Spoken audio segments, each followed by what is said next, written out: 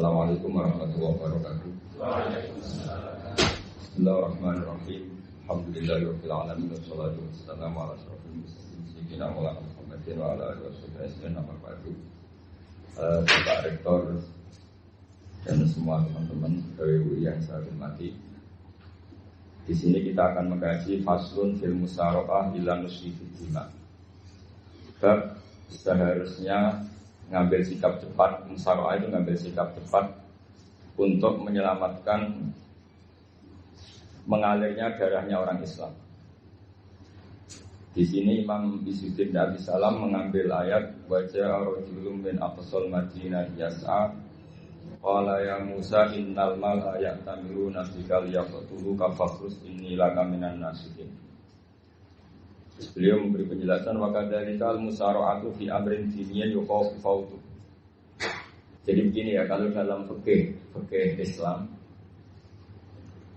misalnya ini ada di beberapa literatur fikih, di semua fikih, baik mazhab Syafi'i, Hanafi, Hambali, di semua kitab fikih.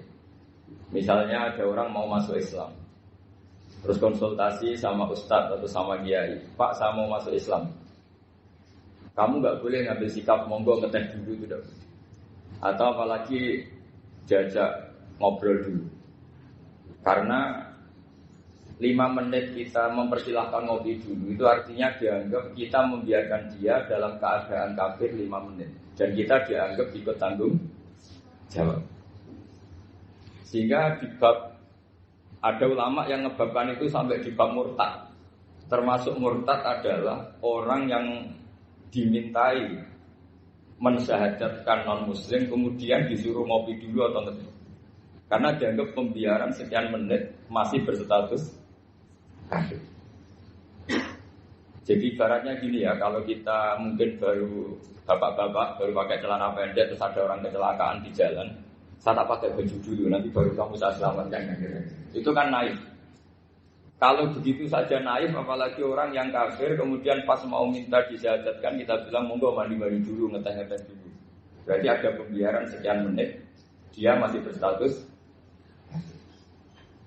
Artinya begini, kalau dia saat itu kok dimatikan oleh Israel, berarti mati dalam status kafir. Dan kita ikut tanggung jawab karena harusnya bisa Islam, andai kan kita mensyahadatkan saat itu juga. Jadi itu bab-bab yang dianggap ekstrim dalam kutubil fikih, bab-bab fikih. Makanya dalam kitab fikih, saya berkali-kali ada non-muslim mau bersyahadat ke saya. Itu saya bilang ke santri-santri saya, saat itu juga harus kamu ajarin, meskipun pakai bahasa Indonesia. Yang penting status kafirnya apa? Zina. Baru setelah itu ada hukum sosial ya, mungkin kita nawarin teh atau kopi atau apa. Makanya di sini dibabkan bab seseorang harus tergesa-gesa atau bercepat-cepat atau ngambil sikap bergegas untuk melakukan kebaikan. Terus ayat kedua yang dipakai Izzuddin bin Abi Salam itu begini. Ketika Allah mensifati orang munafik, status orang munafik itu apa? Wa idza qamu ila sholati qamu kusala. Mereka kalau dipanggil untuk sholat, dia berangkat tapi itu salah cara malas-malasan.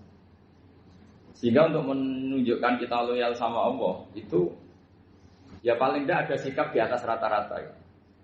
Makanya ada sa'i ya lari-lari kecil, tawaf juga disunatkan ada lari-lari kecil, disebut ar-romal itu lari-lari kecil. Untuk menunjukkan bahwa kita loyal sama Allah itu tidak sak kobre cara Jawa. Nah itu dibabkan sendiri. Jadi beda antara tergesa-gesa sama ekspresi serius. Jadi musyawarah itu ya kira-kira kan nggak mungkin lah kita dipanggil rektor atau kiai atau orang tua kita terus jalan leha-leha itu kan nggak mungkin. Apalagi ini yang manggil Allah Subhanahu wa Ta'ala. Makanya dibabkan faslun fil musara'ah ila nusfi dima. Nah contoh yang diambil di sini begini. Ketika ada debat terbuka antara Fir'aun dan Musa, saya ulang lagi ya, ada debat terbuka antara Musa dan Fir'aun kan Nabi Musa datang ke Fir'aun. Lalu kata Fir'aun, ini asal-usul ayat ini saya terangkan sejarahnya. Kata Fir'aun, lalu kalau kamu tidak nuhankan saya, Tuhan kamu siapa? Terus kata Musa, Rabbus samawati wal ardi, yang nuhani langit dan bumi. Fir'aun masih berkelit. Kalau Tuhan di bumi, setahu saya kemana-mana yang dituhankan saya, kata Fir'aun. Ma'alim tulakum min ilahin wairi. Terus Nabi Musa masih ngendikan, ya sudah Tuhan yang nuhani langit. Terus Fir'aun manggil Haman. Haman itu arsitekturnya Fir'aun. Ya Haman ibnili sorhal ali abdul asbab samawati at-taliya ila ilahi Musa. Haman bangunkan kami piramida yang tinggi. Saya ingin melihat Tuhannya Musa. Musa akhirnya mikir, karena kalaupun Fir'aun bisa naik ke langit, tetap tidak bisa melihat Tuhan. Kita tahu Tuhan tidak bisa dilihat. Kita yang mukmin aja tidak lihat, apalagi Fir'aun, rivalnya. Akhirnya Musa ganti argumentasi. Yaitu argumentasinya Musa, Rabbukum wa Rabbu abaikumul awwalin. Ini perlu diingat dan berusaha sampaikan. Yang nuhani kamu dan yang menuhani leluhur kamu. Itu sangat memukul Fir'aun. Karena logikanya kalau Fir'aun itu Tuhan, berarti babanya dulu tanpa Tuhan. Ini ada Tuhan terlambat. Jadi kalau Fir'aun Tuhan, berarti bahnya tanpa Tuhan. Karena zaman era bahnya belum ada Tuhan. Karena perdebatan itu banyak punggawa Fir'aun yang mukmin. Wah, ini Fir'aun juga benar ini. Kalau dia Tuhan berarti babanya tanpa Tuhan. Karena kalau iman itu akan diadili, akan dieksekusi, maka orang ini berstatus rajulun mu'minum min ali fir'auna yaktum imanah. Maka di Quran diterangkan wa qala rajulun mu'minum min ali fir'auna yaktumu imanah. Ada seseorang yang iman tapi menyembunyikan iman. Lah orang ini selalu ikut rapat di rapat-rapat penting Fir'aun, termasuk rapat ketika Fir'aun dan para tentaranya memutuskan membunuh Musa. Karena dia ikut rapat dan eksekutornya besok disuruh nangkap Musa, orang ini malam itu juga nemuin Musa. Nemuin Musa, terus bilang innal mal ayat tamiru nabikal yaqtulu ka Musa, rapat tadi malam memutuskan kamu besok dibunuh, maka kamu harus bergegas meninggalkan Mesir. Nah, dari kesimpulan itu, dari cerita itu kemudian diambil secara hukum fikih bahwa untuk menyelamatkan darah harus sah, harus bergegas. Andai kan Musa itu kok sak kobre, sak sempate, maka keburu. Andai kan ini rojul ini tadi, orang tadi penasihat tadi, kok sak kobre ya, maka berarti Musa terlanjur tertang. Jadi itu pentingnya ulama ya. Jadi cerita yang linier, cerita yang seakan-akan cerita, di tangan ulama tetap menjadi al-ahkam al-fiqhiyah, menjadi ketentuan-ketentuan apa? Oke. Jadi yang diambil di sini adalah lelaki tadi yang ikut rapat tadi bergegas menemui Musa, memberitahu kalau kamu besok mau dieksekusi, fakrus, maka kamu harus secepatnya keluar dari Mesir untuk menyelamatkan diri. Terus oleh Sayyidina tidak salah dibabkan bab harus tergesa-gesa menyelamatkan darahnya orang apa? Islam. Jadi ini penting saya sampaikan. Jadi al-qasas ya, semua cerita di Quran itu tidak sebagai cerita, karena Quran tidak ingin melahirkan pendongeng, tapi harus menjadi ibrah, menjadi teladan. Jadi makanya terus di kitab-kitab ulumul Quran diterangkan al-qasas ya, beberapa cerita di Quran adalah semuanya menjadi ketentuan fikih. Saya ulang lagi ya, semua cerita yang ada di Quran itu menjadi ketentuan fikih, meskipun alurnya apa? Cerita. Kayak tadi kan alurnya cerita bahwa lelaki ini bergegas nemui Musa supaya Musa cepat keluar dari Mesir. Terus dibabkan babul musaroah ila musidik. Saya teruskan ya. Wa kama la ra'ayna ma yaqtulu musliman law tabtu'u alaihi la qatalahu fal musaroah ila takrisihi min wajibatun. Idlaisal unatu mahmudatan fi kulli syai'in falaha mawatin tuhmatu fiha wa mawatin tudammu fiha wa kadzalika al-musara'ah wal lain wal zulta wa ghairuhuma. Nas'alullaha ay waffiqana lil amal fi ta'ati fi mawaqi'iha wa madhaniha. Terus cara berpikir ulama, saya pernah baca dalam satu sejarah ulama besar namanya Sufyan Ats-Tsauri. Sufyan Ats-Tsauri itu menjadi wali itu gara-gara kalau sholat di masjid itu beliau datang sebelum adzan. Saya ulang lagi, beliau datang sebelum adzan. Ditanya, kenapa kalau kamu datang sebelum adzan? Saya ini enggak ingin jadi hamba yang buruk. Hamba yang buruk atau pembantu yang buruk adalah setempe nunggu dipanggil. Misalnya kita tahu majikan kita pasti manggil jam 7.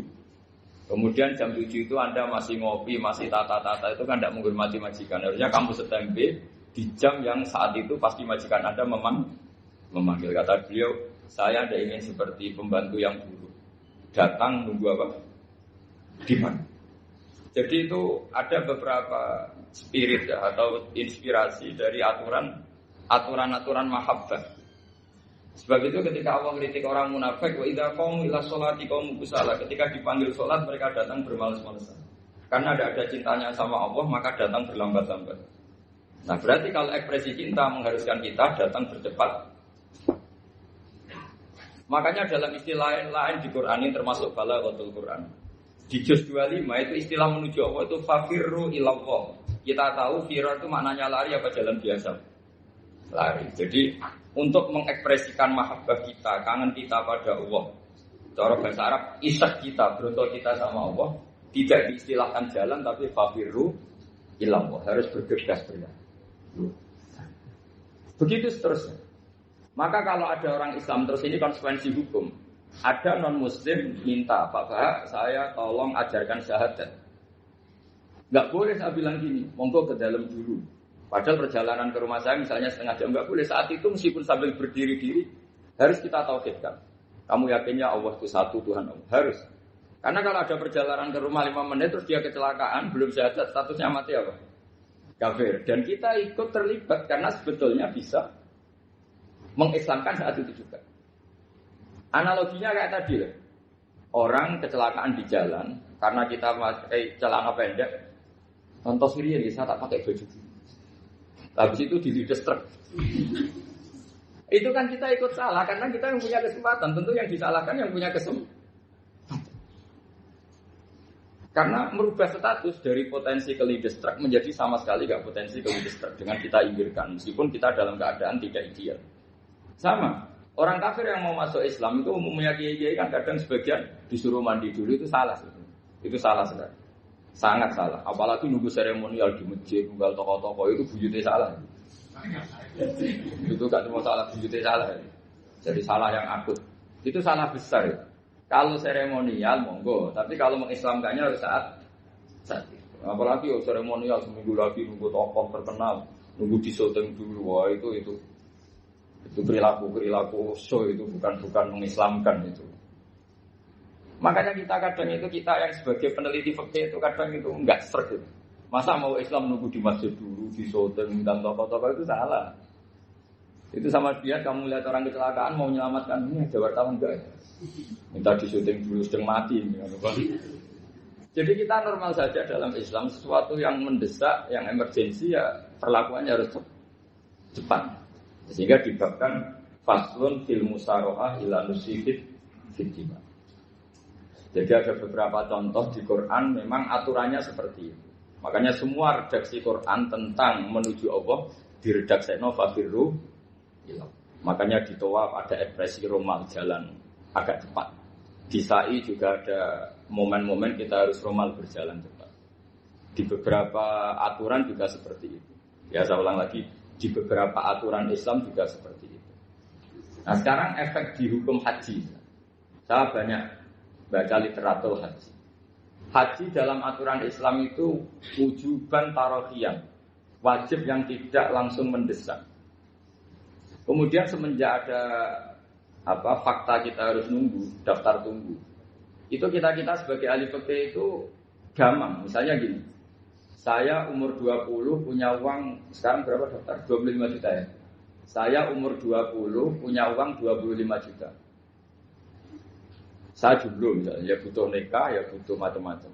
Itu wajib daftar haji apa enggak? Karena kalaupun daftar nunggu 20 tahun. 20 tahun kan asumsi umum masih umur 40, masih hidup lah kira-kira seharusnya. Nah sekarang kalau ada orang umur 50 tahun punya uang 25 juta. Menurut Anda wajib daftar saat itu apa enggak? Wong daftar saja bisa game gitu. Dan kalau misalnya umur 50 ditambah 25 kan 75. Itu kalau orang sumpah sudah cepat mati itu.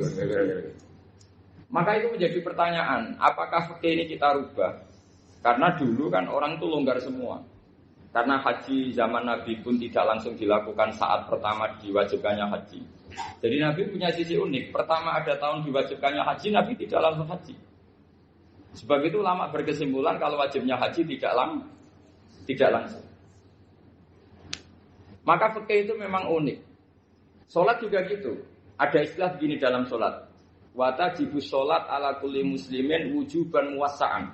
Di semua kitab fikih takbirnya seperti itu, redaksinya. Wajib sholat dilakukan orang Islam wujuban muwassa'an. Wajib yang ada longgarnya. Sehingga ketika zuhur jam 12 WIB, kita dengar azan. Boleh sholat setengah 1, jam 1, setengah 2, jam 2. Karena memang wujuban muwassa'an, memang ada batas akhir waktu, misalnya sampai setengah 3. Nah problemnya begini, misalnya setengah 1 Anda pasti dipanggil majikan kamu yang diharuskan melakukan satu aktivitas, misalnya Anda pilot, yang nggak mungkin sholat lagi di kokpit. Apakah status wujuban muwassa'an wajib yang longgar menjadi hilang karena setelah itu tidak ada kesempatan lagi sholat?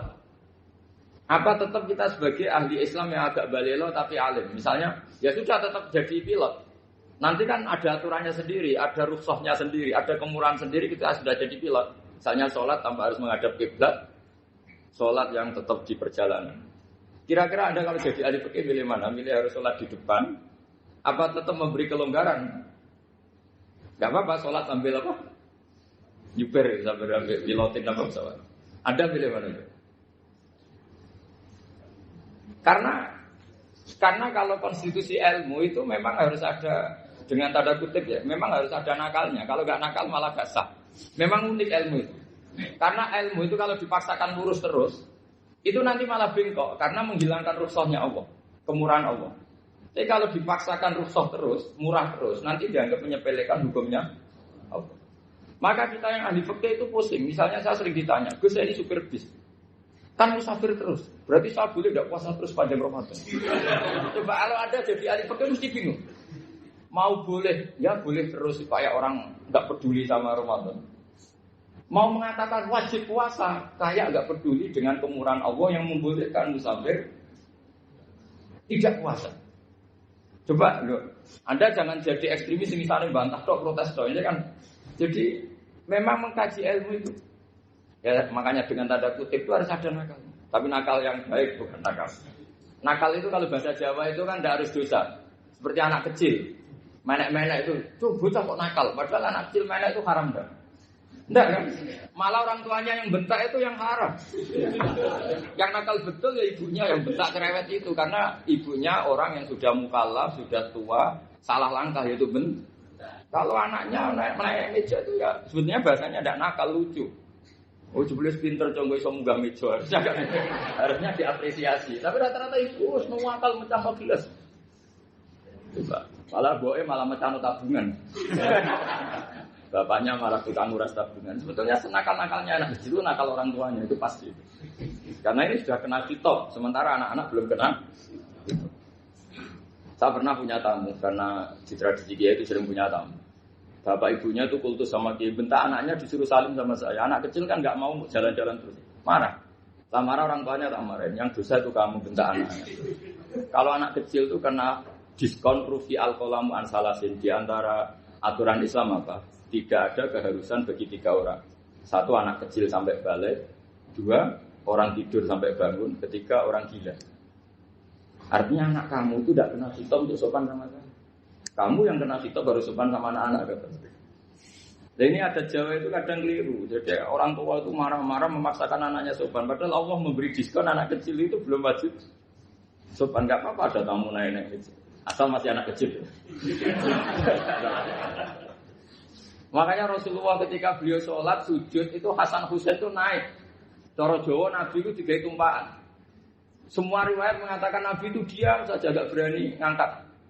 Sampai sahabat itu ada yang ngomong ini Nabi sujud lama sekali ada apa. Jadi kita punya riwayat itu ya baru kayak sahabat yang agak nakal. Semuanya itu sujud, tapi bareng di atas rata-rata ada sahabat yang belakang semua ngomong. Siapa tuh ini sujud kok lama? Barokahnya itu ditemukan riwayat. Oh, ono putune. Karena Hasan itu naik di atas punggungnya apa? Nah, itu andikan tidak ada yang ngomong riwayat ini tidak ditemukan. Barokahnya ada yang ngomong itu mungkin kalau sekarang mungkin semua masjid ngomong karena orang sekarang jarang yang khusyuk. Kalau dulu hanya satu yang di belakang. Setelah itu Nabi memberi penjelasan. Saya tadi sebetulnya harus mengakhiri sujud saya sesuai aturan umum, tapi ada cucu saya tak biarkan sampai dia puas naik punggung saya, sehingga dia turun baru saya naik. Filosofinya apa begini?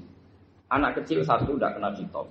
Dua, jangan sampai sholat itu jadi problem. Kalau Nabi nyentak Hasan, membentak, putu ono bae sholat kok diganggu, maka sholat menjadi trauma. Gara-gara sholat bahasa bentak saya. Lama-lama anak ini trauma dengan sholat karena dianggap problem. Makanya saya termasuk kiai nggak berpendapat anak kecil nggak boleh di masjid. Sering kan anak kecil di masjid, ayat khutbah rame. Saya termasuk setuju tetap boleh. Kalau dibentak di masjid, maka dia trauma dengan masjid. Wong saya ke masjid dibentak. Lagi pula kadang-kadang orang tuh gaya-gayaan toh. Wah, rame nang khutbah. Rame nih. Padahal kalau nggak diramein anak-anak malah udah tidur. Kita kan nggak bisa menjamin kalau perilaku kita lebih baik gitu. Mendingan kan anak-anak main di masjid dibanding di karaoke kan. Jadi kan, lah ini maksudnya saya, ini fikih ya. Fikih itu wilayahnya, makanya jadi ahli fikih itu susah-susah gampang. Jangan hanya berpikir protes dengan ketentuan fikih, mengkaji yang sebanyak-banyaknya. Itu tadi. Misalnya Anda seorang supir permanen. Supir bis terutama, kalau truk kan bisa lihat-lihat, kalau bis kan ada deadline-nya ya waktu. Seperti bis jurusan Surabaya Semarang, saya kan sering naik bis jurusan Surabaya Semarang. Kadang-kadang supirnya melihat saya tanya, Gus saya ini supir, saya ini Ramadan itu gimana ya? Ya saya sudah ngerti setengah nakal, dan senengnya dijawab rasa poso ya saya tahu. Tapi masalahnya secara fikih kalau kamu menghargai, kamu harus puasa terus. Kamu melanggar konstitusi ilmu. Memang musafir punya diskon? Boleh? Tidak puasa. Pertanyaannya, bayarnya kapan? Nung Syawal ya nyupir lagi, Julkot ya nyupir lagi, nanti sampai Ramadan ya. Nah terus, ya pas kamu cuti, biasanya cutinya pas sakit, boleh diskon lagi karena sakit. Coba. Nah, andai kan Anda jadi ahli fikih milih zaman. Lo kalau orangnya soleh terus kayak ustadz-ustadz di sini kayak dosen UI kan, masa dosen UI Universitas Islam gak Islami kan nggak mungkin. Mungkin memilih poso kan. Masalahnya ini kan hukum untuk orang kebanyakan, nggak boleh hukum musuh gak kuat. Sahur jam 3:30 ngombe vitamin pokoknya harus kuat. Itu udah hukum, itu saran. Hukum itu beda dengan saran. Hukum itu hanya berbicara musafir itu boleh store. Kalau saran memang boleh, ya usahakan kamu makan 3:30 pas fit, nyumpir. Terus kalau nyumpir selesai jam 10 nanti istirahat. Memangnya majikan bisa ngatur jamnya? Itu fikih.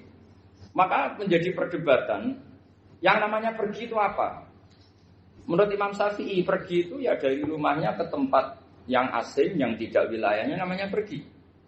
Menurut Imam Ahmad bin Hanbal enggak. Pergi itu tidak kerja. Jadi orang yang supir yang seperti itu namanya tidak pergi, tapi kerja.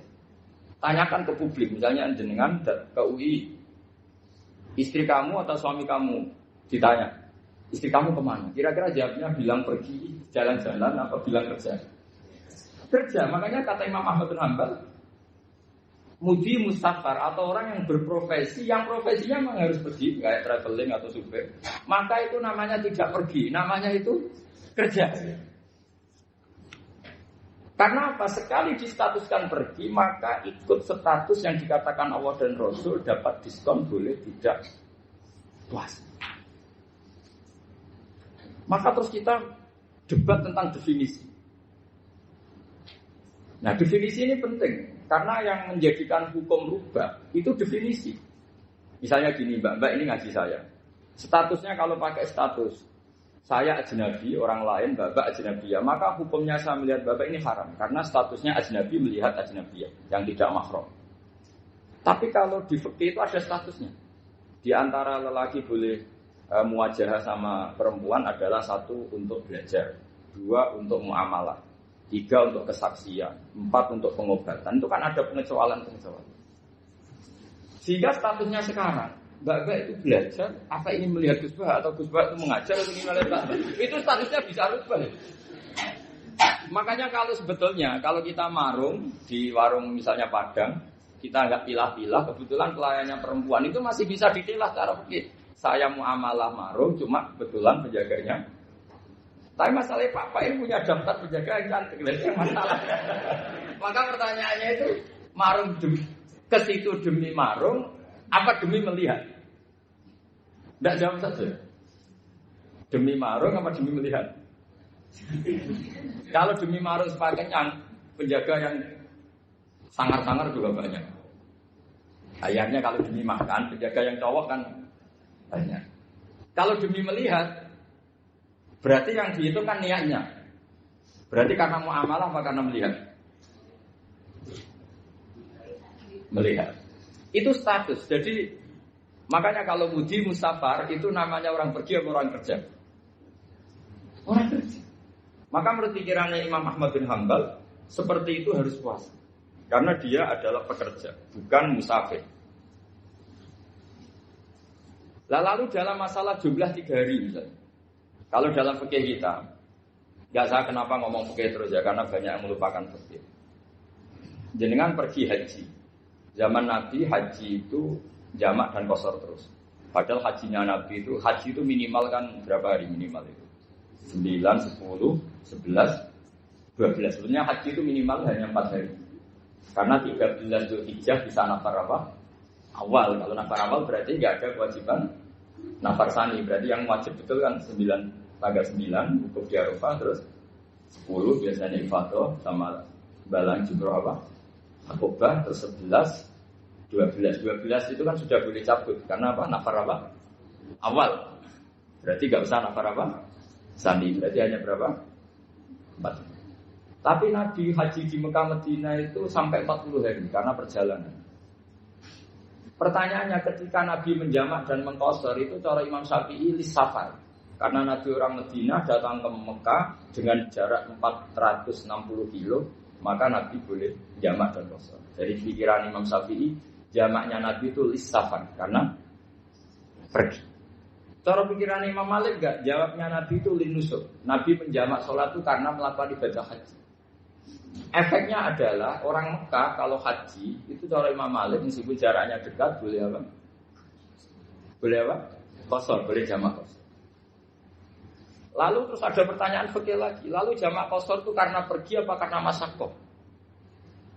Karena repot. Coba kalau sampean kira-kira jawab. Misalnya kita orang kaya bawa uang 1 miliar naiknya Alphard, ada supirnya, ada ajudannya. Pergi di jarak 100 kilo. Masyarakatnya kan tidak ada sama sekali, apalagi di tol kebetulan tidak macet. Kira-kira boleh jamak enggak? Boleh, karena pergi, tapi kan enggak ada repotnya sama sekali. Dibanding misalnya yang ngebis bawa beras 1 vital gitu kan, udah gitu suruhan orang lagi kan pusing. Maka fikih ini untuk memberi hukum itu kalau fikih itu menstatuskan dulu. Ini orang boleh jamak itu karena masyaqqah apa karena safar. Lalu kalau setelah karena safar itu karena jaraknya apa tingkat masyaqqahnya. Kalau karena jaraknya ya tidak juga. Tidak juga gini maksudnya. Mungkin Anda tidak pernah terpikir begini. Kalau saya mau ke Jakarta, kemudian sampai Purworejo itu sudah waktu zuhur. Saya boleh nggak zuhur di situ sama saya? Boleh kan? Padahal perjalanan saya belum capek. Artinya nunggu boleh jamak itu setelah kita menempuh jarak itu apa menuju, sedang menuju dan niat. Sedang menuju dan niat. Misalnya saya mau ke Jakarta, saya orang Sleman mau ke Jakarta, itu sampai mana itu Magelang itu sudah boleh jamak kan? Boleh nggak? Boleh karena saya mau ke. Nah pertanyaan cara pergi mungkin ada tidak terlintas. Ternyata ditelepon sama istrinya nggak jadi pergi. Padahal sholatnya kadung di jamak zuhur dan asar. Apakah setelah di rumah sholat lagi? Sama nggak pernah mikir gitu. Karena tidak nekuni fikih. Jadi orang fikih itu sudah pusing, makanya jangan diprotes terus. Kita ini sudah pusing, tapi orang itu enak aja protes terus. Tidak menurut jenengan nanti wajib sholat lagi enggak? Dia bolehnya jamak kan berdasar berstatus musafir. Ternyata setelah Magelang ditelepon istrinya enggak jadi. Dia kadang sholat zuhur dan asar. Setelah pulang masih jam 1. Terus ada asar, wah sempat sholat. Kalau ada sholat lagi apa enggak? Jangan saran. Kalau saran, wah sebaiknya sholat lagi. Itu tidak hukum, itu saran itu namanya. Saran dengan hukum beda. Sholat lagi pada.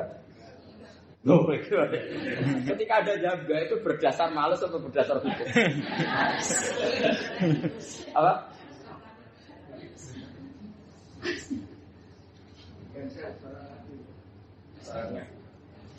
Nah kalau Anda sholat lagi, pertanyaannya gini, Allah itu tidak punya tradisi mewajibkan 2 kali. Pertanyaan fikihnya mesti gitu.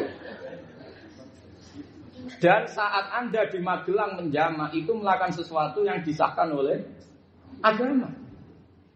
Berarti pas Anda jamak 2 rakaat, sesuatu pas melakukan itu kan berstatus sah dan boleh. Meskipun setelah itu ada masalah, istri kamu nelpon terus pulang. Tapi pas itu kan sudah dinyatakan oleh malaikat sah, Anda sudah zuhur dan asar. Kalau melihat itu tidak wajib mengulang. Tapi bisa saja malaikat ada yang usil. Itu sah karena Anda berstatus musafir. Berhubung status Anda hilang, maka poin Anda sudah sholat juga hilang. Kamu milih fikih yang mana?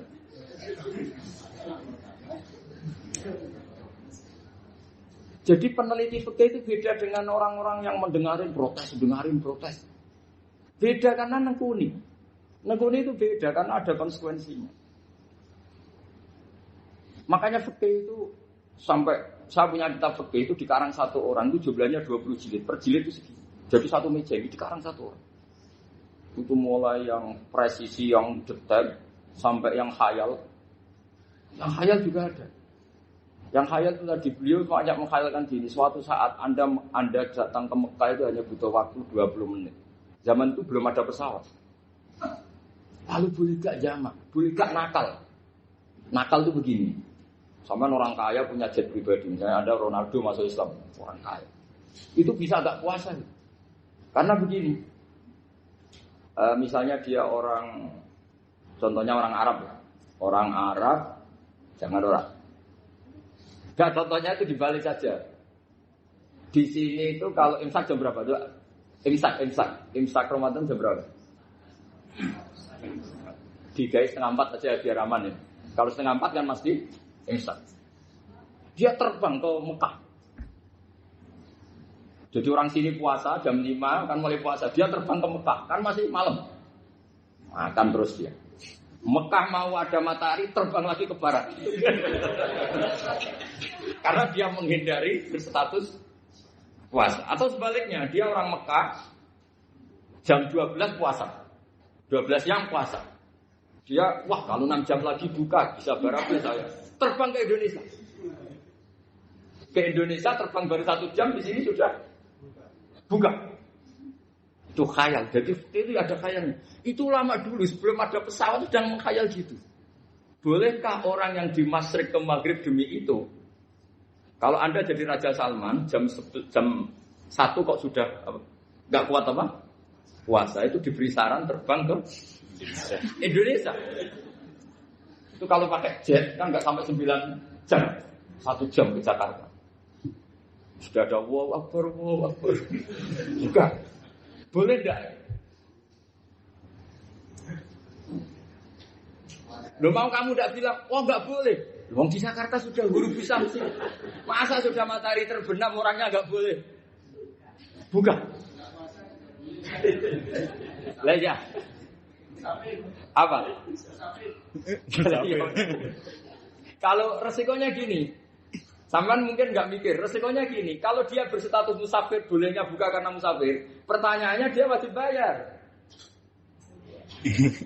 Kan musafir bolehnya kodok nanti harus bayar, tapi kalau dia buka normal kan nggak harus bayar. Beda, efek pakainya beda.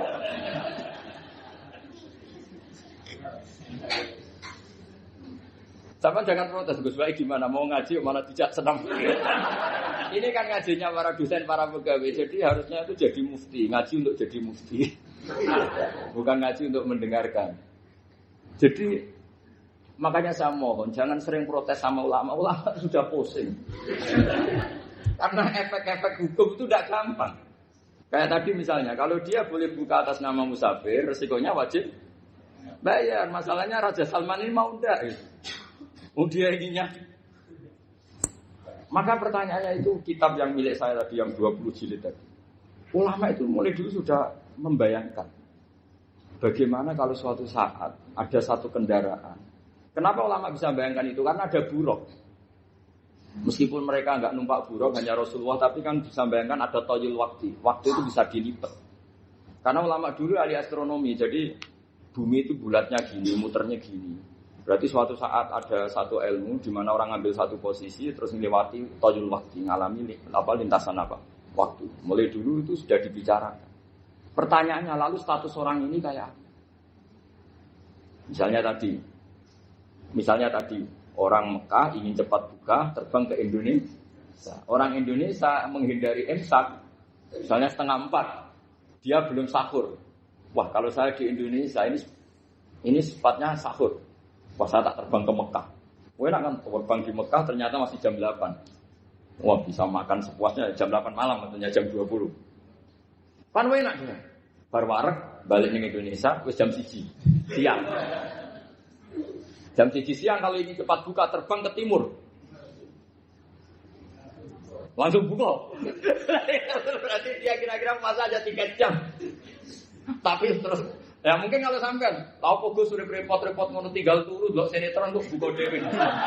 Itu tidak hukum, saran itu namanya apa?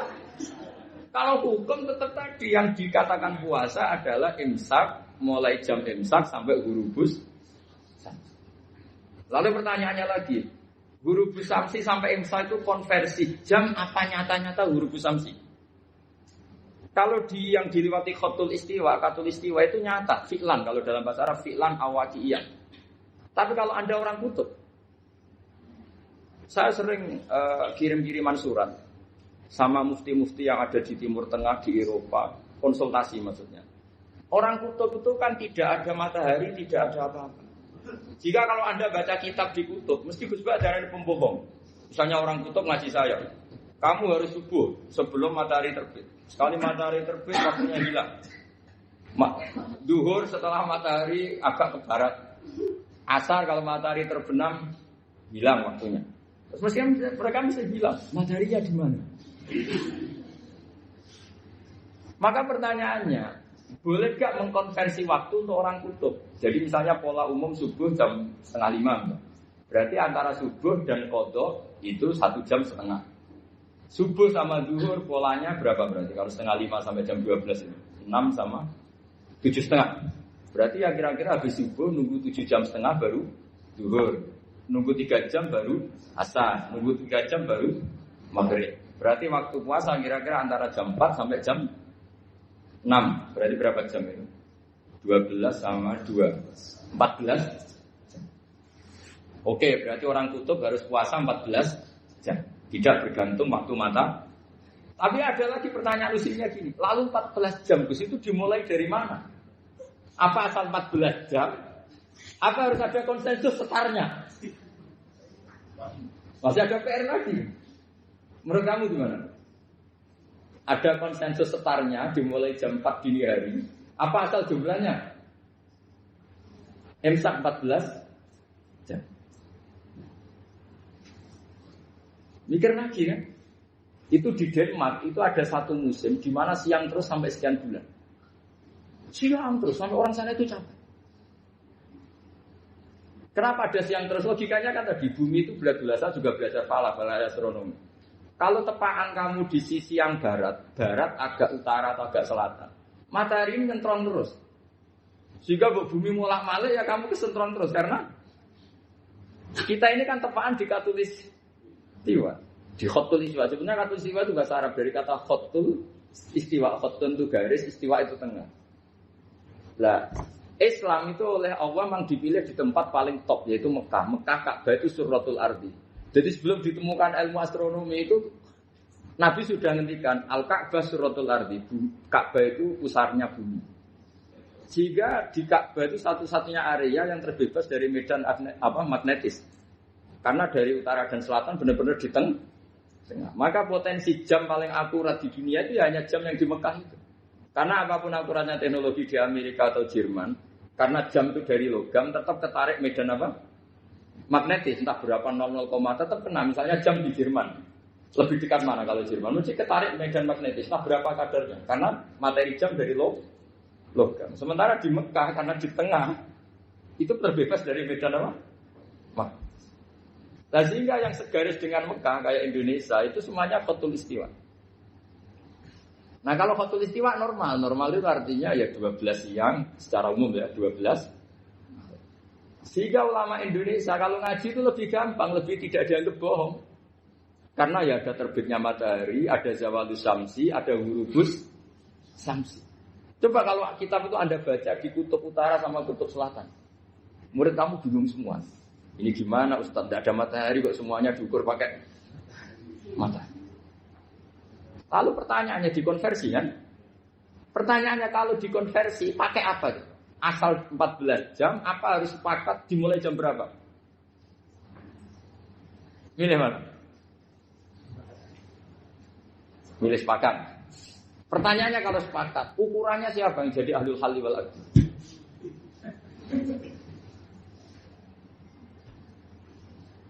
Jadi orang fikih itu sudah bingung, makanya saya mohon jangan sering diprotes. Saya pernah ketemu ulama, saya kan sering ikut komunitas di New York. Itu andekan dibur, itu pas persis Ka'bah. Jadi buminya itu kalau dibur itu pas persis Ka'bah. Lalu pertanyaannya, ada kiblat tidak di sana? Ya bumi kan gini ya. Kalau dalam bahasa falak itu ada rubuk namanya. Rubuk itu bumi yang sewaktu itu hanya yang seperempat. Ya bumi yang sewaktu itu hanya seperempat. Jadi kita sekarang siang, berarti yang baru siang hanya seperempat bumi. Nanti yang malam ya hanya seperempat bumi. Ya, misalnya sekarang kita di sini siang, di Arab Saudi kan belum, ini masih 5:30. Ini sekarang di Arab Saudi baru setengah. Lah itu ada daerah di mana dengan Ka'bah itu pas atas sama bawah. Harusnya kan bebas arah. Apa? Bebas arah. Lalu orang sana sholatnya itu menghadap kemana? Pernah ulama New York itu minta fatwa ke Rabitatul Alam Al-Islami. Lalu kita harus menghadap kemana? Makanya dalam dunia anekdot ulama itu ada anekdot Abu Nawas itu orang yang nggak pernah kalah debat.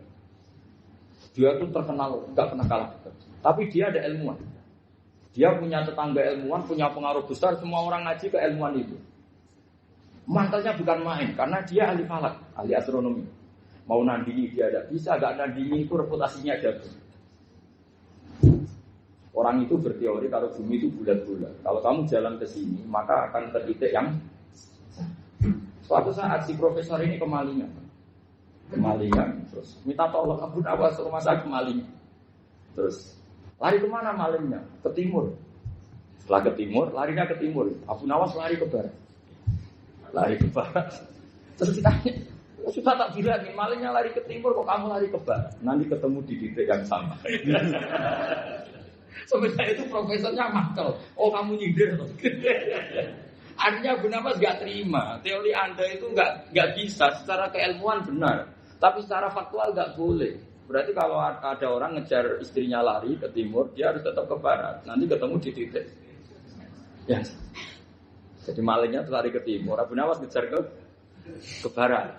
Ketika ditanya profesornya, sudah bilangin malingnya tuh lari ke timur, kenapa ada ke barat?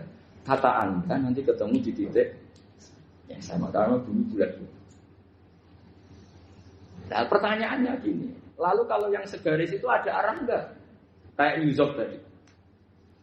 Menurut kamu tetap berkiblat apa enggak usah? Loh kalau yang rubuk jelas. Loh gitu, kalau rubuk begini loh, misalnya begini, terus kamu di sini sama sini kan masih ada arah. Tapi kalau sini sama sini masih butuh kiblat enggak? Lalu sama enggak usah protes, orang fikih sudah pusing, enggak usah diprotes. Karena yang dipikir itu macam-macam. Nah ya makanya ini mengkaji ya, saya mohon ya kayak tadi ini mengkaji, saya mohon saya cukupkan sekian. Sementing apa ya kita ada respeknya lah sama ulama. Jadi ulama itu susah, mikirnya susah, harus tanggung jawab di depan Allah, di dunia diprotes terus. Ya saya kira demikian. Assalamualaikum warahmatullahi wabarakatuh. Ya satu aja. Ini waktunya. Atau dua enggak apa-apa, dua aja. Terima kasih Ustaz Daudi. Ke sesi selanjutnya yaitu tentang tanya jawab. Kami kasih waktu dua penanya Dua penanya dan dua pertanyaan, kadang satu langsung tiga. Ya, silakan Pak dan Pak Sus.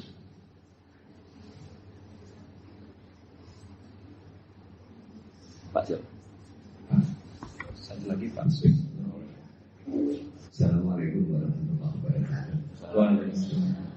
Pertanyaan saya singkat Gus. Ya. Karena kami ini bergerak di bidang akademik, kami itu banyak tergoda oleh kesombongan akademik. Nah ini gimana Gus? Karena bagaimanapun juga kita itu harus menjual apa yang sudah kita dapatkan. Walaupun kalau di dunia kiai, ulama, itu kan yang disampaikan itu sesuatu yang bersifat keagamaan. Tapi kalau di bidang kami di sini ilmu umum itu kan sesuatu yang baru kami ketemukan, sesuatu yang kami jual karena dalam tanda petik, ya. Karena kami menemukan ini yang membedakan dengan yang lain-lain. Tapi kalau ini seperti dalam salah satu kajian yang juga ada orang yang sangat tawadu selalu memukul itu kapan orang lain tahu temuan kita kan begitu. Jadi gimana ini Gus? Enaknya kita itu kalau kita sampaikan kalau kita sampaikan bisa-bisa kita itu jadi riak, terbawa riak. Tapi kalau tidak, bagaimana orang lain tahu? Dan nanti salah-salah nanti bisa jadi sombong. Assalamualaikum warahmatullahi wabarakatuh. Nah, saya sudah fokus. Saya pernah punya kasus menemani orang di ICU sebelum tidur. Saya ajak zikir la ilaha illallah. Beliau sehari. Kemudian saya di luar. Pas jam 1 saya digedor oleh perawat untuk mentalkin karena katanya sudah sakratul maut. Karena saya baru bangun tidur, saya kaget dan saya minta izin ke toilet untuk wudhu karena saya merasa bersih. Beliau tidak wudhu. Wudhu ternyata saya harus ke buang air kecil dulu sekitar 5 menit. 5 menit ke buang kecil untuk wudhu terus datang udah meninggal. Iya karena tadi tidak segera karena itu masih itu gimana? Terima kasih. Ini kacau semua. Ya. Terima kasih. Terima kasih atas pertanyaannya. Yang pertama tadi tentang kesombongan akademik. Jadi seperti apa? Yang kedua tentang kasus di rumah sakit, ya seperti yang gara-gara ke kamar mandi tadi. Iya. Silakan. Begini ya, jadi ini langsung saya jawab pakai referensi, pakai tag. Ini mungkin yang bawa kitab ikutnya halaman 293 ya. Itu yang mungkin nanti bisa dikopi sama yang nggak punya tag. Yang nggak punya tag mengkopi sama yang punya. Di sini diantaranya itu ada bab faslun fi dzikri rajul manaqiba nafsi. Bab seseorang boleh menyebut kelebihannya sendiri. Asal niatnya tidak riya. Di sini dicontohkan, tadi Bapak siapa namanya? Samsul. Pak Samsul ya. Di sini diceritakan ketika mau masa paceklik, saya ulang lagi masa paceklik, itu Nabi Yusuf karena merasa amanah dan merasa punya kemampuan mengelola ketahanan pangan, beliau bilang ke rajanya, qala ij'alni ala khazainil ardi inni hafizun alim. Raja, jadikan kami pengatur ketahanan pangan karena ini hafizun alim, saya ahlinya dan saya terpercaya.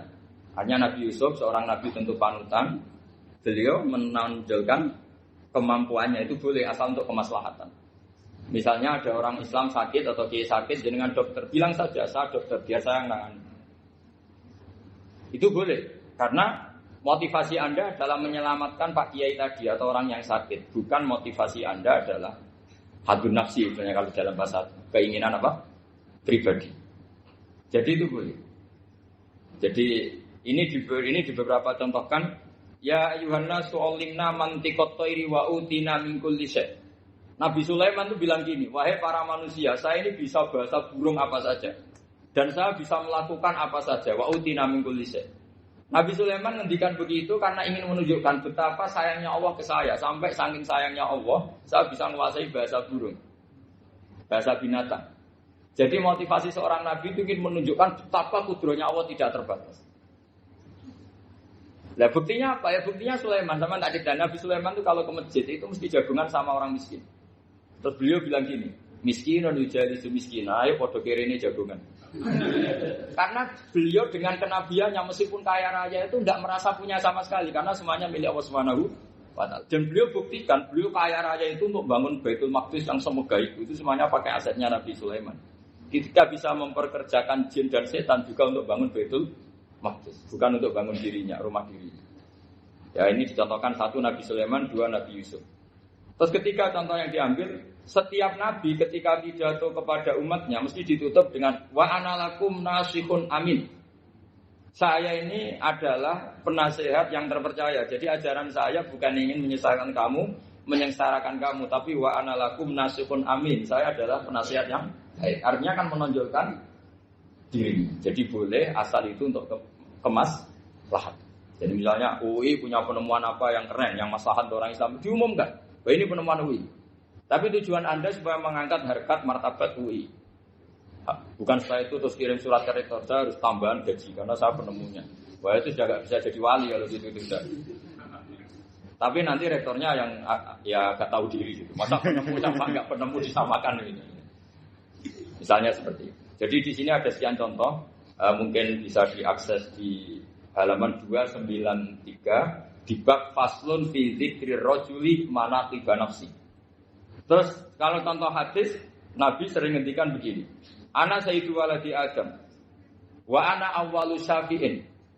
Dan saya adalah nabi pertama yang punya hak syafaat. Tapi Nabi ngendikan seperti itu supaya orang punya harapan ketika di mahsyar. Sudah kalau di mahsyar nyari saya karena saya diberi hak syafaat. Jadi asal niatnya untuk maslahat enggak apa-apa. Makanya saya sering di mana-mana sering cerita, saya ini menekuni fikih supaya orang kalau belajar fikih jelas ke saya Pak. Kalau saya tidak ngomong, orang keliru guru. Tapi ya harus ada buktinya. Nanti ngomong ahli dok, ada ahlinya ya kacau kan. Ya jadi boleh ya. Di sini dibabkan faslun fi dzikri rajul manaqiba apa? Nasib. Seseorang boleh menunjukkan kemampuannya asal tadi untuk lil maslahah. Sudah Pak Samsul ya? Tadi yang pertanyaan dari siapa itu? Pak Sus Budiar. Pak Sus itu gimana ini kasusnya itu orangnya sudah Islam toh? Sudah. Ya sudah enggak apa-apa salah. Terus Anda kata ilat itu enggak niat menghindar toh memang saatnya harus kata. Hanya menyesal. Oh, hanya menyesal bagus lah punya penyesalan. Enggak begini ya, kalau orang itu sudah Islam itu kan enggak se-emergensi yang belum Islam, itu hanya ideal. Artinya idealnya seseorang kalau mau meninggal akhir dari kalimatnya adalah la ilaha illallah.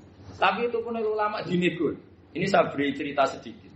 Kitab Fathul Mu'in itu termasuk kitab yang enggak setuju kalau kalimatnya seperti la ilaha illallah.